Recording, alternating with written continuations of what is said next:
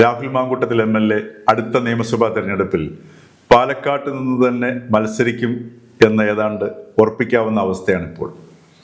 ഒന്നുകിൽ കോൺഗ്രസ് സ്ഥാനാർത്ഥിയായിട്ട്, അതല്ലെങ്കിൽ UDFന്റെ പിന്തുണയുള്ള സ്വതന്ത്ര സ്ഥാനാർത്ഥിയായിട്ടായിരിക്കും രാഹുൽ മത്സരിക്കുക. കാരണം ഒളിവിൽ നിന്ന് പഞ്ചായത്ത് തെരഞ്ഞെടുപ്പിൽ വോട്ട് ചെയ്യാനായിട്ട് പാലക്കാട്ട് പ്രത്യക്ഷപ്പെട്ട രാഹുലിൻ്റെ